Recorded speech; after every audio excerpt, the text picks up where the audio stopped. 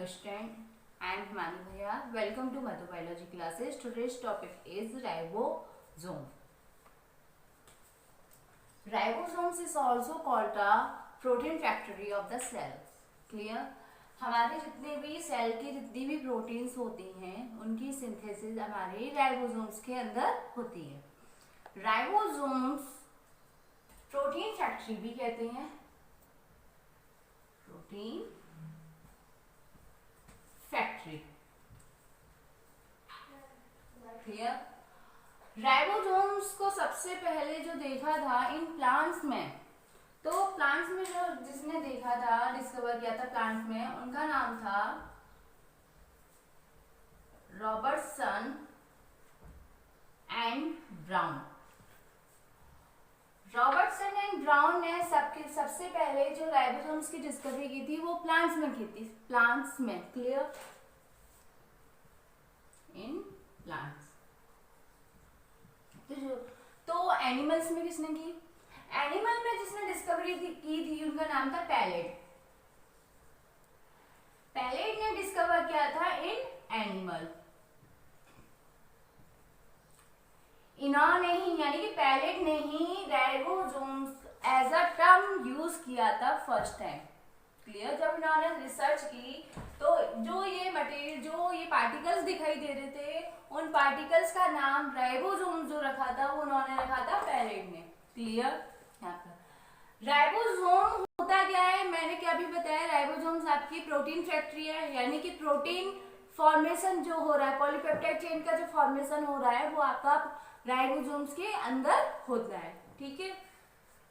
Ribosomes हमारे दो molecule, मतलब राइबोसोम्स को मैं राइबो न्यूक्लियोप्रोटीन अदर नेम बोलूंगी। क्यों? क्योंकि according to their composition. Clear? जैसे मैंने बोला अदर नेम, जैसे है अदर नेम राइबो न्यूक्लियोप्रोटीन। अब इसे राइबो न्यूक्लियोप्रोटीन क्यों बोल रहे हैं? राइबो न्यूक्लियोप्रोटीन बोलने का रीजन है, मतलब इसमें आरएनए प्रेजेंट होंगे प्लस प्रोटीन प्रेजेंट होंगी। क्लियर? ठीक है? यानी कि उनका जो कंपोजिशन होगा राइबोसोम्स का वो आरएनए और प्रोटीन का बना हुआ होगा। क्लियर? अब according to their ribosomes present कहाँ होते हैं? In cells. क्लियर? कि in cells the ribosomes present on the surface of ER membrane and some ribosomes are also present in cytoplasm. Clear? Suppose this is a ribosome, this is a ER, यानी कि ER की membrane है and the ribosomes are attached to ER membrane. ठीक है? Ribosomes ER की membrane पे attached होते हैं। उन राइबोसोम्स को हम बाउंड राइबोसोम्स कहते हैं। ठीक है? जो ईआर की मेम्ब्रेन पे प्रेजेंट होंगे वो सारे राइबोसोम्स को मैं बाउंड राइबोसोम्स कहूंगी। सेकंड मैंने कहा था some ribosomes are present in cytoplasm. These ribosomes are called free ribosomes. ये फ्रीली साइटोप्लाज्म में पड़े हुए होते हैं। कुछ अगर मैं बात करूं तो कुछ मोस्टली जो प्रोटीन सेल की जितनी भी प्रोटीन होती है जिनकी रिक्वायरमेंट होती है, मोस्टली उनकी सिंथेसिस बाउंड मेम्ब्रेन यानी कि ईआर के ऊपर जो प्रेजेंट होती है, ईआर के ऊपर जो आपका राइबोसोम प्रेजेंट होता है उसमें सिंथेसिस होती है। कुछ प्रोटीन्स ऐसी होती हैं, मतलब 70 to 80% अप्रॉक्स आप मान के चलिए, मतलब से भी ज्यादा, मतलब 90 अप्रॉक्स मान के चलिए, जो आपकी बाउंड्री यानी कि आपकी ये ईआर बाउंडेड राइबोसोम्स के थ्रू होंगी, बाकी की बची हुई आपकी साइटोप्लाज्मिक राइबोसोम्स के थ्रू होंगी। अब इसमें जैसे मैंने आपको कुछ ऑर्गेनेल बताए थे, सेमी ऑटोनोमस ऑर्गेनेल, जैसे कि आपके है माइटोकॉन्ड्रिया एंड क्लोरोप्लास्ट। उसमें मैंने कहा था उनकी जो सिंथेसिस होती है प्रोटीन की, तो कुछ साइटोप्लाज्म में होगी और मोस्टली न्यूक्लियस के प्रोटीन के थ्रू, न्यूक्लियस के एमआरएनए के थ्रू सिंथेसिस होती है।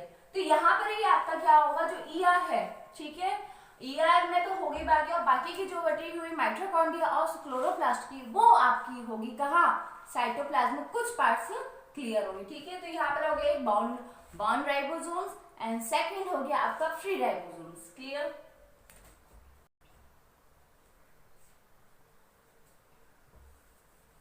अब मैं बात करूं अकॉर्डिंग टू देयर, अगर मैं बात करूं ईआर, आपके जो राइबोसोम्स हैं वो 2 टाइप्स के होते हैं। ठीक है, प्रोकैरियोटिक में आपके जो प्रेजेंट होंगे राइबोसोम्स वो होंगे 70S टाइप के इन प्रोकैरियोटिक।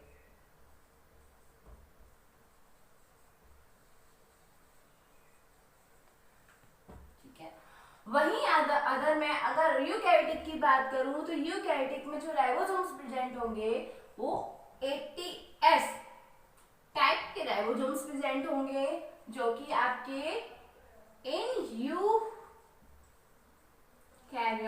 में प्रेजेंट होंगे।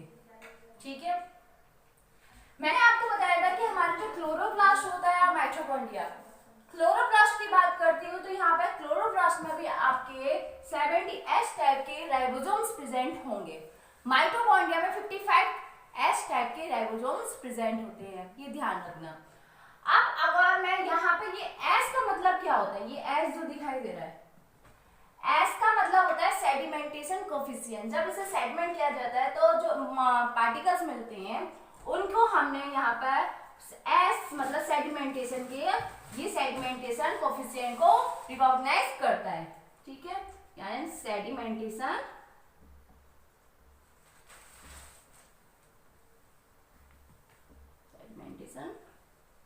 कोफिशिएंट।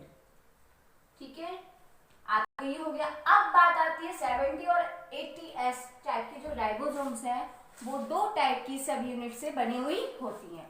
2 टाइप की सब यूनिट मतलब एक होगी आपकी लार्ज सब यूनिट और एक होगी आपकी स्मॉल सब यूनिट।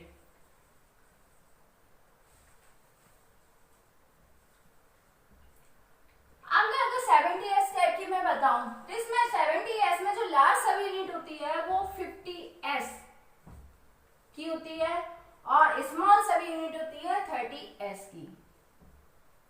क्लियर। वहीं अगर मैं यूकैरियोटिक की बात करूं, यूकैरियोटिक में जो आपके राइबोसोम्स की लार्ज सब यूनिट होती है वो 60S टाइप की होती है एंड स्मॉल सब यूनिट होती है वो 40S टाइप की होती है। अब इनको अगर प्लस करोगे तो ये प्लस जाएगा, मतलब 50 + 80 तो अप्रॉक्स आपका जो है 80 आ रहा है, 80S। ऐसा नहीं होता कि इनको प्लस के अकॉर्डिंग देखा जाए, यहाँ पे सेगमेंटेशन के अकॉर्डिंग इनकी लार्ज सब यूनिट एंड स्मॉल सब यूनिट को डिवाइड किया गया है। क्लियर। अब होता क्या है, मैंने यहाँ पे आपको बताया जो आपके राइबोसोम्स होते हैं वो rRNA एंड प्रोटीन के बने हुए होते हैं। ठीक है, तो यहाँ पे मैं rRNA की बात करूं तो rRNA में क्या होता है, rRNA प्रेजेंट कैसे होता है, जैसे कि 50S की बात करूं मैं तो 50S में आपके 23S rRNA प्रेजेंट होगा, rRNA। ठीक है, एक 23S और एक होता है 5S rRNA। क्लियर। वहीं मैं 30S राइबोसोम्स की बात करूं, 30S राइबोसोम्स की स्मॉल सब यूनिट की बात करूं तो उसमें जो आपका rRNA प्रेजेंट होता है वो आपका 16S टाइप का rRNA प्रेजेंट होता है। क्लियर। यहां पर ये होगा यानी कि 50S में आपके 23S, 5S एंड 30S यानी कि स्मॉल सब यूनिट में आपका 60S rRNA प्रेजेंट होता है। अब मैं बात करती हूँ 60S यानी कि आपकी यूकैरियोटिक की।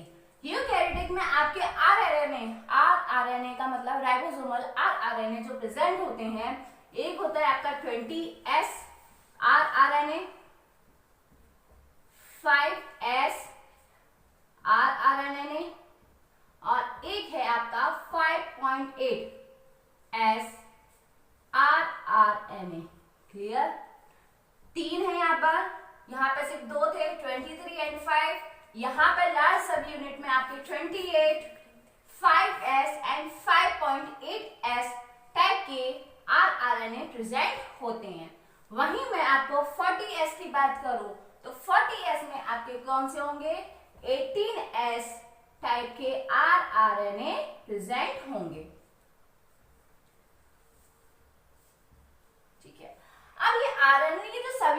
होती हैं वो बनती कहाँ है। मतलब ये तो पता चल गया कि जो राइबोसोम है आपके, राइबोसोम के अंदर प्रोटीन की सिंथेसिस हो रही है।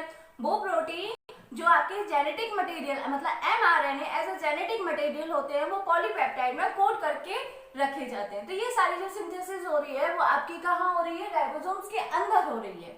ठीक है, लेकिन अब मैं ये पूछती हूँ जो राइबोसोम है वो हमारे कहाँ बनते हैं। तो मैंने लास्ट वीडियो में बताई थी कि जो आपके राइबोसोम्स की सिंथेसिस होती है वो न्यूक्लियस के अंदर, न्यूक्लियोलस पार्ट होता है, वहां पे आपकी राइबोसोम्स की सिंथेसिस होती है। मैंने बताया था जैसे कि आपकी ये न्यूक्लियस है, न्यूक्लियस में ये आपका क्रोमोसोम्स है और ये सैटेलाइट क्रोमोसोम्स से नीचे की साइड होता है, डेंस पार्ट होता है जो कि आपका न्यूक्लियोलस का फॉर्मेशन करता है। बताया था ये वाला ऐसे, ये डेंस जो पार्ट जो न्यूक्लियोलस का फॉर्मेशन करता है, यहाँ पे आपकी राइबोसोम की सिंथेसिस होती है।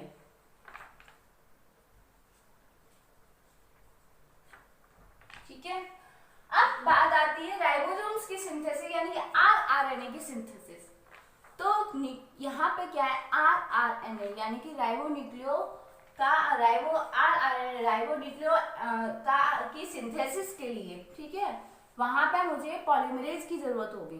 ठीक है, तो वहां पे मेरी, अब मैं बात करती हूँ राइबोसोम्स की, यानी ये सारे राइबोसोम्स 23, 16S, 28, 5.8, 18S, इन सब आरएनए की सिंथेसिस के लिए RNA polymerase, RNA polymerase first की रिक्वायरमेंट होती है। किसकी, आरएनए पॉलीमरेज फर्स्ट की।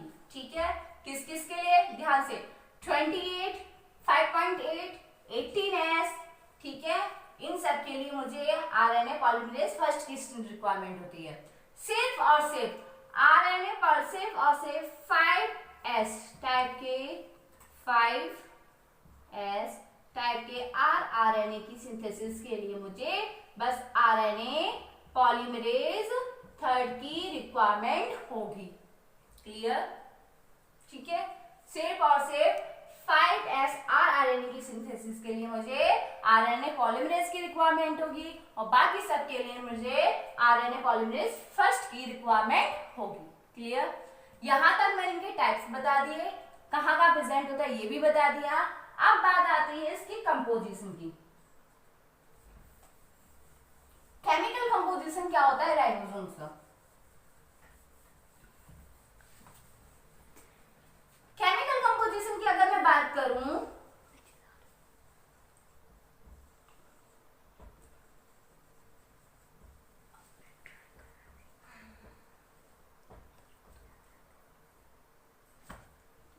इन राइबोसोम्स, तो देखिए केमिकल कंपोजिशन की बात करती हूँ। पहले मैं लेती हूँ राइबो प्रोकैरियोटिक। प्रोकैरियोटिक में आपके 70S टाइप के राइबोसोम्स प्रेजेंट होते हैं। तो इसमें आपके 60% अप्रॉक्स आपके आरआरएनए प्रेजेंट होंगे, आरआरएनए का बना होगा। बाकी का बचा हुआ 40% आपका प्रोटीन प्रेजेंट होगा। क्लियर, 70 में। अब वही मैं यूकैरियोटिक की बात करती हूँ, तो यूकैरियोटिक में इसका अपोजिट हो जाता है। किसमें, यानी कि 18S में क्या होता है, आपके 40% आरआरएनए का बना होता है और बाकी का बचा हुआ यानी 60% प्रोटीन का बना हुआ होता है।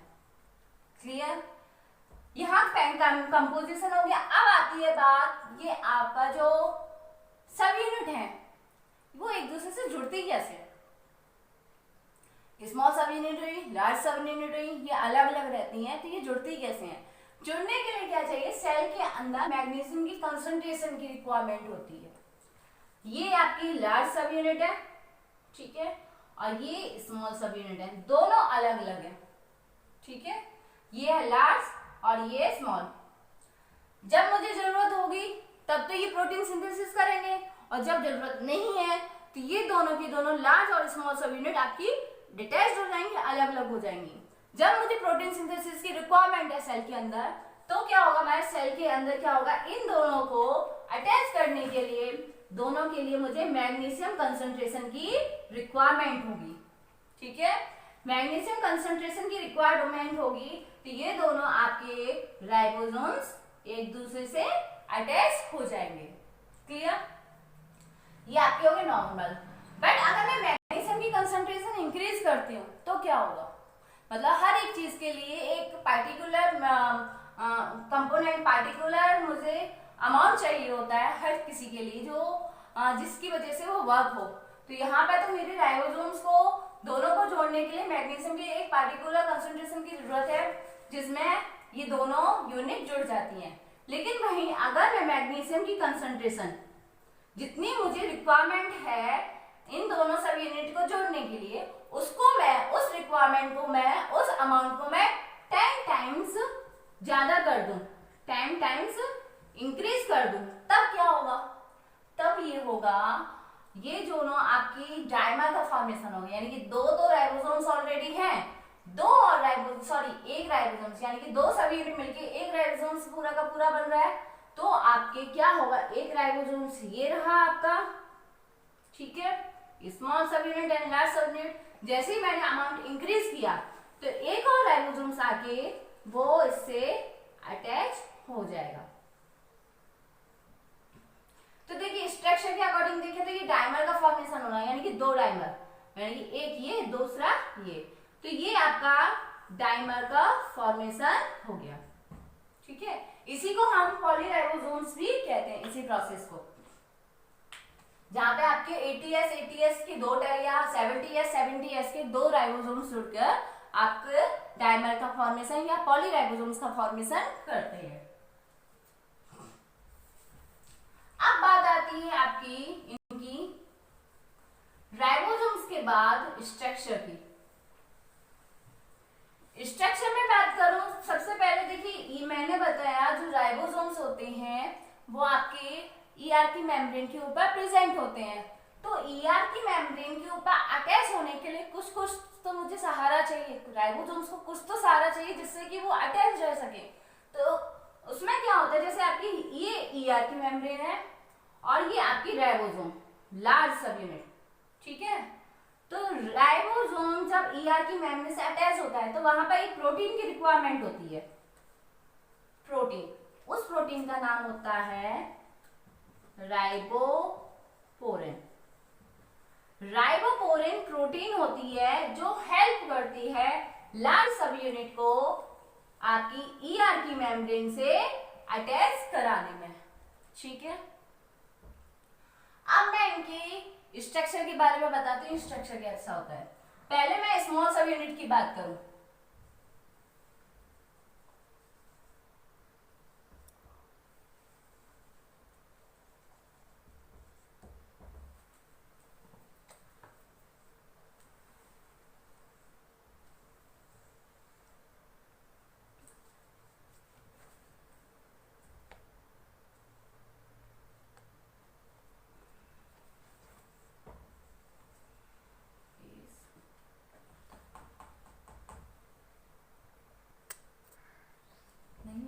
हो गई, ये बेस हो गया, ये हो गया हेड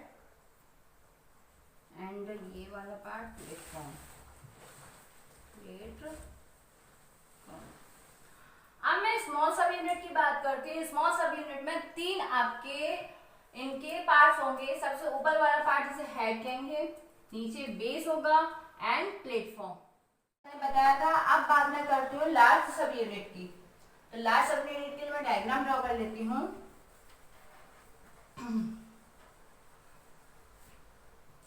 लार्ज सब यूनिट में आपका अगर मैं डायग्राम दिखाऊं जस्ट लाइक दैट, इस टाइप का कुछ डायग्राम होगा लार्ज सब यूनिट का, जिसमें आपका ये वाला पार्ट होगा वो स्टॉक होगा, ठीक है, सॉरी ये वाला आपका स्टॉक नहीं होगा, स्टॉक ये है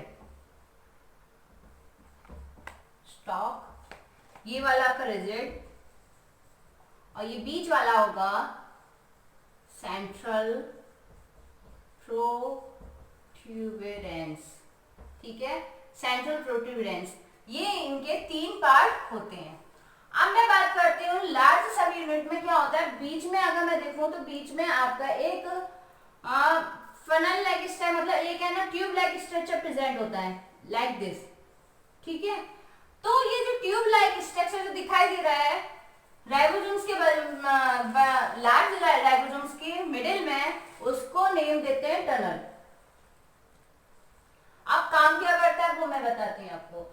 जैसे कि मैंने ये बताया था, सपोज ये आपकी यहाँ पर आपका ये राइबोसोम्स की लार्ज सब यूनिट है, इसके बीच में आपका टनल है, ये रहा। ठीक है, तो होता क्या है, जैसे जैसे आपकी पॉलीन्यूक्लियोटाइड चेन बनती जाएगी, वैसे वैसे वो ईआरकी ल्यूमेन के अंदर भेज दी जाती है।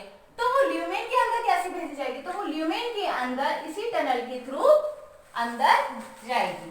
क्लियर, जैसे जैसे पॉलीपेप्टाइड चेन की सिंथेसिस होती जाएगी, वो ईआरकी ल्यूमेन में टनल के थ्रू चली जाएगी। अब बात आती है, ये तो हो गए इनके पार्ट। लार्ज सब यूनिट में तीन प्लेस और होते हैं। जैसे आपका ये आपका राइबोसोम है, ठीक है, बीच में आपका क्या था, टनल हो गया, जिसके थ्रू पॉलीपेप्टाइड चेन आपकी कहां जा रही है, नीचे जा रही है। ठीक है, यानी कि नीचे का मतलब ईआर के अंदर जा रही है। तो यहाँ पे क्या होता है, एक होती है ए साइड होती है, ठीक है, एक पीक साइड होती है और एक ई साइड होती है लार्ज सब यूनिट में। ए का मतलब amino aside amino acyl acceptor, यानी कि अमीनो एसाइल या एक्सेप्टर साइड होती है।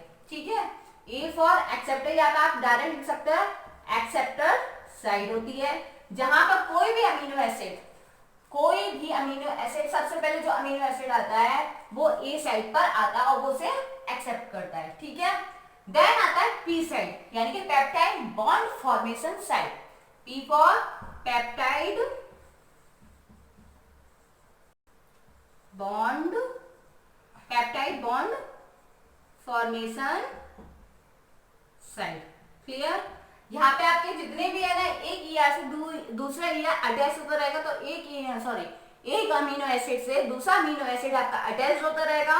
तो यानी एक अमीनो एसिड को दूसरे अमीनो एसिड को अटैच करने के लिए उन दोनों के बीच में पेप्टाइड बॉन्ड का फॉर्मेशन होता है। वो पेप्टाइड बॉन्ड का फॉर्मेशन आपका पी साइड पर होता है। ठीक है, ई साइड का मतलब होता है एग्जिट साइड। क्या, एग्जिट साइड। क्लियर, जिससे कि आपका पॉलीपेप्टाइड चेन जो भी आपकी बनेगी वो ईआर के ल्यूमेन के अंदर जाती जाएगी। क्लियर, अब ये तो हो गया। चलिए, अब मैंने कही थी प्रोटीन सिंथेसिस। प्रोटीन सिंथेसिस हमेशा किससे होगी, राइबोसोम्स का काम तो है, ठीक है, लेकिन मुझे कोड करने के लिए एमआरएनए की जरूरत है। रिक्वायरमेंट किसकी है, एमआरएनए। तो एमआरएनए को अटैच करने के लिए, जैसे सपोज ये आपकी स्मॉल सब यूनिट है, क्या है ये आपकी स्मॉल सब यूनिट है। ठीक है, ये लार्ज हो गई, ये आपकी स्मॉल सब यूनिट है। तो जो आपकी एमआरएनए होगा वो आपका जो बाइंड करेगा वो स्मॉल सब यूनिट से जाके बाइंड करेगा। जिस प्लेस पे जाके बाइंड करता, सपोज ये है आपका एक इस टाइप का स्ट्रक्चर, उसे इसको मैं जो नाम दूंगी, इसको मेरा mRNA binding site, mRNA binding side नाम दूंगी। क्लियर, बाकी सब पता चल गया।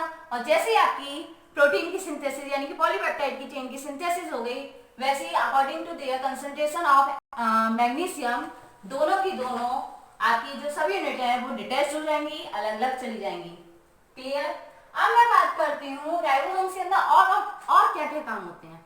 सबसे इंपॉर्टेंट काम तो मैं बता चुकी हूँ, क्या, प्रोटीन की सिंथेसिस। इसी वजह से इसे प्रोटीन फैक्ट्री भी कहते हैं। अब आता है प्रोटीन सिंथेसिस के साथ साथ आरएनए एक एज राइबोसोम्स के अंदर एज एंजाइम की तरह वर्क करता है। अब एंजाइम की तरह वर्क जो करता है, अगर मैं 70S में बात करूं तो मैंने बताया था 70S में लार्ज सब यूनिट जो थी 50S, उसमें जो आरएनए था 23, कौन सा, 23S आरएनए। ठीक है, ये एज एंजाइम की तरह वर्क करता है, work as enzyme,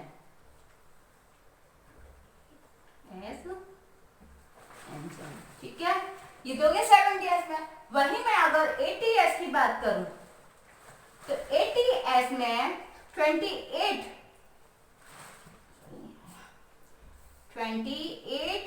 as rRNA work करता है एज अ एंजाइम। ठीक है, तो यहाँ पे प्रोटीन की सिंथेसिस भी हो गया, rRNA आपकी एज अ एंजाइम की तरह भी सिंथेसिस करता है।